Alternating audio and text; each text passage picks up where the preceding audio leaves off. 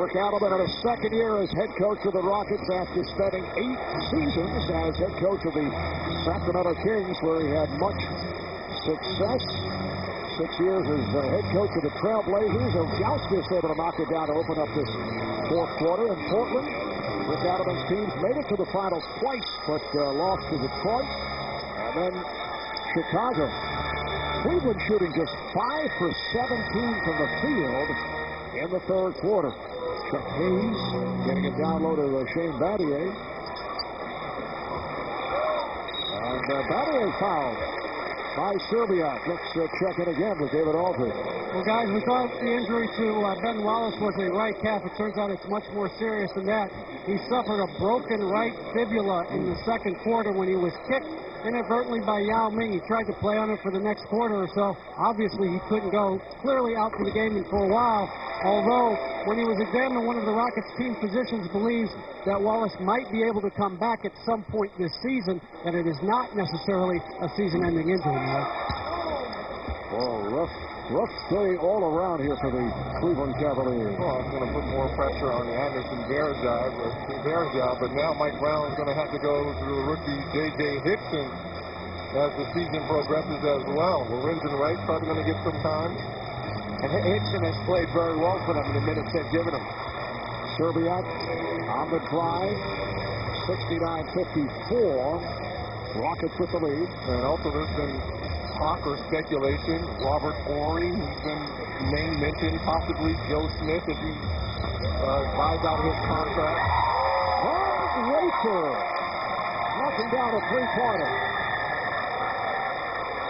Several teams interested in Joe Smith, including the Boston Celtics, who did sign Mikey Moore, in addition to the Celtics, who are having their difficulties in terms of injury. Ojauskis not able to hit on the follow. And the question is, within the next 24 hours, will Stephon Marbury sign with the Celtics after he cleared waivers? Scola did not hit. How do you think that will work out for the Celtics if he does sign? I don't know. I guess all the rumors are true. There wouldn't be that much, that much talk about it. But initially, I could not see them bringing him in. But when you think about it for a little bit, perhaps Kevin Garnett has gone to Doc Rivers and Danny Ainge and expressed his feelings, and maybe he feels that Stephon Marbury in that situation now could be a plus for them.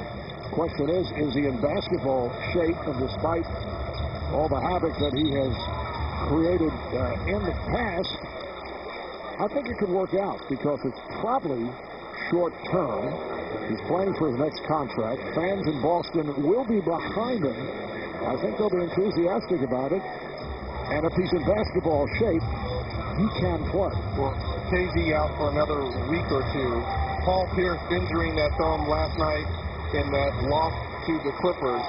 I think Doc Rivers and Danny Ainge are thinking this is a guy that at one point was one of the premier point guards in the league. He can average anywhere from 18 to 25 points. And when you're coming in with that second unit, he's going to take the ball handling responsibilities off Eddie House, who's primarily a shooter. So it could be a good move. You just hope it doesn't blow up in their face. Because let's face it, every place he's been to, he's been a disruption in the locker room. But as we know, the Celtics have a very strong locker room because of the big three. But the short-term aspect to it, I think, is a major factor. You look at the Eastern Conference, Cleveland percentage points over the Celtics. As you mentioned, they lost last night in L.A. to the Clippers. Orlando at 42 and 15. Also, another thing, Doc Rivers is still trying to figure out how do you make up for James Posey, P.J. Brown, and Sam Cassell. 3 members of the championship team that aren't there any longer.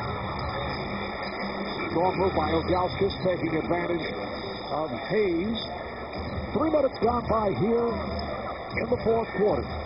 Well, if the Cavs can some way get this under 10 points with under 6 minutes left, and then you have LeBron James coming back, we could take over a quarter.